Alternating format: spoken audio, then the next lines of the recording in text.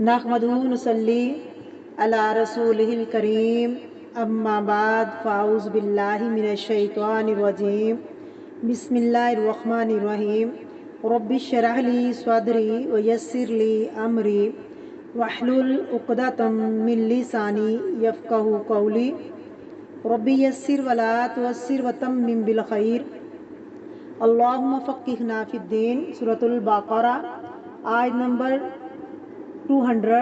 लफ्ज़ी तर्जमा, root word और तफसीर। फ़ैज़ा फिर जब, क़ज़ई तुम पूरा कर चुको, काफ ज़ाद या रूट है इसका, किसी काम को अंजाम तक पहुँचाना।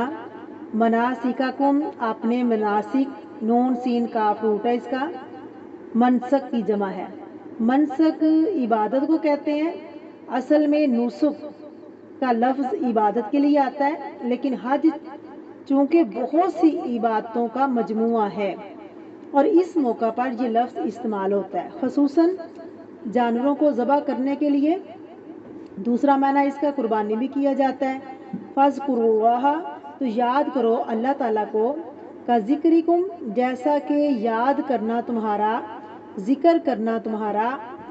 आबाअकुम, अपने बाप दादा को, अपने आबा अजदाद को। आओ या यहाँ बल के मानी में आ रहा है। वैसे तो इसका तर्जमा या भी कर सकते हैं, लेकिन यहाँ या यानी चॉइस नहीं दी जा रही, मुराद इससे बल्कि अशद्दा क्या है, इसम तफजील, ज़्यादा शदीद। ज़िक्रन, ज़िक्र में। फ़मिनन्नासी, तो लोगों में से बाज़। मैं यकूलू, जो कहते हैं रब्बना, ए हमारे रब।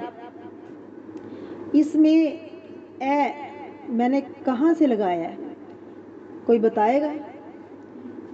या तो कहीं नहीं लिखा हुआ, कोई वजह मुझे बताए, क्या वजह है? जी मैं बताती हूँ, आइंदा के लिए हमेशा आपने याद रखना है। रब्बा, बा की ज़बर बता रही है कि या मखजूफ है। वैसे होता है रब्बुना, मुज़ाफ और मुज़ाफ लई मुज़ाफ पर पेश होती है। वैसे अगर आप लिखेंगे तो रब्बुना, रब्बुनल्लाह, लेकिन जब आपने कहा रब्बना, ये असल में या रब्बना था। या हर्फ़ निदा है। आतिना, दे हमको, फिर दुनिया, दुनिया में। व मालहू, तो नहीं उसके लिए, फिल आखिरती, आखरत को, मिन खलाक, कोई हिस्सा। खालाम काफ रूट है इसका, हर तरह की भलाई का मुअय्यन हिस्सा, बड़ा हिस्सा। ये पीछे भी गुजर चुका है पहले पारे में।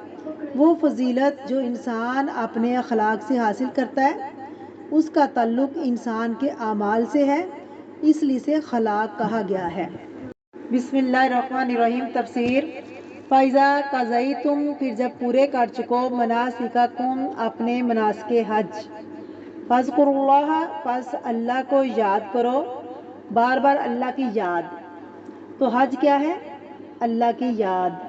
असल में होता ये है, जब मनासिक मुकम्मल हो जाते हैं, इंसान का सफ़र पाया तकमील तक पहुंच जाता है, उस वक़्त उसकी थकावट बढ़ जाती है और फिर इंसान ज़िक्र से गाफिल हो जाता है। यहाँ कहा गया है हज करने के बाद अल्लाह ताला को ना भूल जाओ, ये सोचकर कि अल्लाह की हमने बहुत इबादत कर ली। क्योंकि बहुत से लोग जब हज के मनासिक हो जाते हैं, नहा धोकर बाज़ारों में निकल जाते हैं, फ़र्ज़ अदा हो गया। नहीं, फ़ज़्कुरुल्लाह, ज़िक्र करो अल्लाह का ज़िक्रिकुम आबाअकुम, जिस तरह तुम अपने बाप दादा का जिक्र करते हो। अहले अरब ख़ास तौर पर हज के मौका पर अपनी मजालिस जमाते हैं। बहुत दूर दूर से कबाइल इकट्ठे होते, फिर आबाओ अजदाद के मुफाखिर बयान करते। उनके यहाँ शेर व शायरी भी, मुफाखिर भी बयान होते। मुफाखिर क्या हैं? हसब नसब की बातें, बहादुरी के किस्से, जिससे एक कबीला दूसरे कबीले पर अपनी बर्तरी जताता और अपने आप को बड़ा साबित करता। फरमाया वहाँ तुम अल्लाह को याद करो। हमारे तमाम इबादात की अदायगी के बाद वैसे भी अल्लाह को याद करने का हुक्म है। मसलन नमाज के बाद سلام پھیرنے کے بعد بھی اللہ اکبر، استغفراللہ، تسبیح کرو، سبحان اللہ، الحمدللہ، اللہ اکبر، اس کا بھی بہت ثواب ہے۔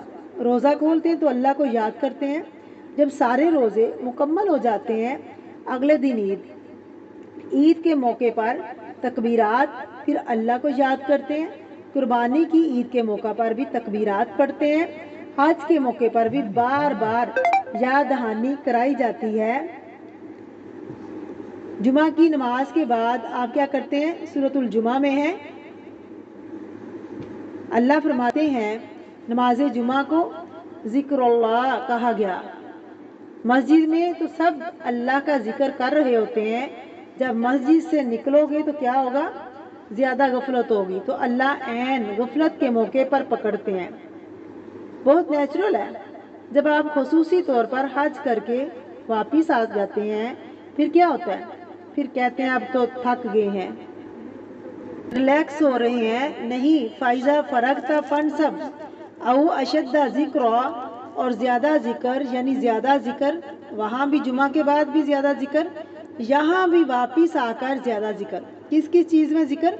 صرف کثرت کی بات نہیں، کثرت تو ہے لیکن اخلاص بھی زیادہ، کیونکہ جب انسان حج کے موقع پر اکٹھا ہوتا ہے تو ایک ماحول ہوتا ہے، قدرتی ماحول اللہ کو یاد کرنے کا، اس میں کسی کو کہنا نہیں پڑتا اللہ کو یاد کرو، ہر طرف کوئی نہ کوئی ذکر ہو رہا ہوتا ہے، اذان ہو گئی، نماز کو چلو، اس کے بعد تکبیریں ہو رہی ہیں، ایک ماحول میں ہوتے ہیں۔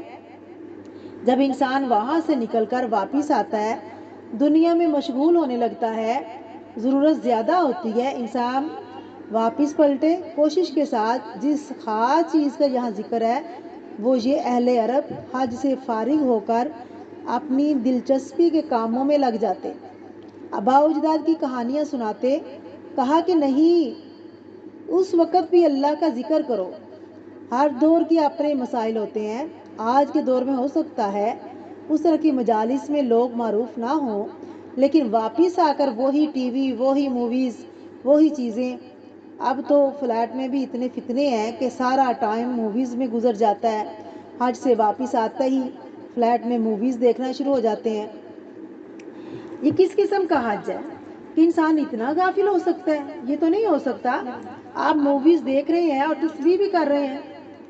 حج بھی ضروری ہے اور حفاظت بھی حج کی ضروری ہے، بہت ضروری ہے حفاظت حج۔ فامن الناسی، لوگوں میں سے بعض، من یقول، وہ شخص جو کہتے ہیں ربنا آتنا فی الدنیا، اے ہمارے رب ہمیں دنیا میں دے دے، ہمیں دنیا میں عطا کر۔ حج کے موقع پر بھی بہت دعائیں مانگی جاتی ہیں، ذکر کی ایک قسم دعا بھی ہے۔ دعا جب مانگی جاتی ہے تو لوگ عموماً صرف دنیا مانگتے ہیں۔ دعا انسان کی اندرونی حالت کا اظہار ہے۔ دعا کیا ہے؟ دل کے جذبات کا اظہار ہے۔ ذرا غور کیجئے، کیا دعا میں مانگتے ہم؟ آپ کی عمومی دعائیں وہی ہوں گی جو آپ کے دل کی حالت ہوگی، جو چیز آپ کے دل میں ہوگی آپ وہی مانگیں گے، وہی زبان پر آئے گی، اس کے لیے دعا میں شدت بڑھ جائے گی۔ تو جن لوگوں کے دل میں دنیا رچی بسی ہو، وہ حج پر پہنچ کر بھی صرف دعا مانگتے ہیں۔ دنیا میں کیا کیا چیزیں آتی ہیں؟ صحت، مال، دولت، اولاد کی کامیابیاں، اولاد کی شادی وغیرہ وغیرہ۔ یہ نہیں کہا یہ نہ مانگو، لیکن صرف یہ نہ مانگو وَمَا لَهُ فِي الْآخِرَةِ مِنْ خَلَاقٍ، اس کے لیے آخرت میں کوئی حصہ نہیں۔ آیت میں دیکھیں حج کے ساتھ تجارت کا ذکر ہے، اس کی تو اجازت ہے، اور یہاں پر صرف دنیا مانگنے سے منع کیا گیا۔ اس سے کیا پتہ چلتا ہے کہ آخرت بھی مانگو، دنیا کے ساتھ ساتھ تم نے اپنی آخرت کی دعا بھی کرنی ہے، خالی دنیا نہیں مانگنی۔ آخرت صرف اس کی آخرت ہے جو آخرت کی یاد میں جیے، جو آخرت کو سامنے رکھ کر کام کرے۔ بعض لوگ اس میں بہت بحثیں کرتے ہیں، فلاں شخصیت نے دنیا میں بہت صدقہ جاریہ کے کام کیے ہیں، مسلمان نہیں ہے، کیا انہیں آخرت میں کچھ ملے گا؟ جھگڑے کرتے ہیں نا لوگ، فلاں جنت میں جائے گا یا نہیں۔ اکثر لوگ کہتے ہیں بات یہ ہے کہ جو دنیاوی مقصد کے لیے حج کرے گا وہ حج پر پہنچ کر بھی دنیا مانگے گا، اور جو اللہ کی یاد اللہ کی محبت میں حج کرے گا وہ وہاں پہنچ کر بھی اس کی دعاؤں میں شدت ہوگی۔ آباء و اجداد کے قصے جو ہیں ان کا ذکر اہل عرب کثرت سے کیوں کرتے ہیں؟ اپنی ذات کو نمایاں کرنے کا ایک ذریعہ تھا۔ تو حج تو اللہ کی یاد اور اللہ کی عبادت ہے نا، کہ دنیاوی مفاد حاصل کرنے کا ذریعہ۔ بعض لوگ حج پر حج کیوں کیے جاتے ہیں؟ الحاج کہلانے کے لیے۔ تو حج عبادت کے لیے ہی ہونا چاہیے۔ حج دنیاوی حیثیت میں کسی دوسروں پر اپنی برتری جمانے کے لیے نہیں ہونا چاہیے۔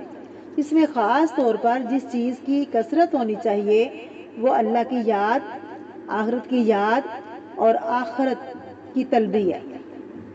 بہت سے لوگ اس بات پر جھگڑتے ہیں کہ فلاں شخص جو مسلمان نہیں بہت اچھے اچھے کام کیے، وہ کیوں نہیں جنت میں جائیں گے؟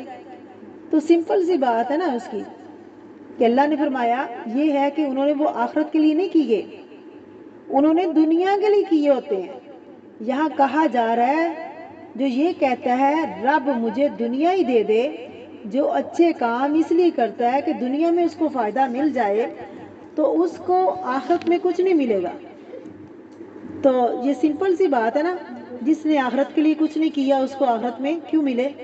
اگر کسی نے آخرت کے لیے کیا ہے تو اس کا معاملہ اللہ پر ہے، جو آخرت کے لیے کرے گا تو اس کو آخرت میں پھر اللہ ضرور عطا کرے گا۔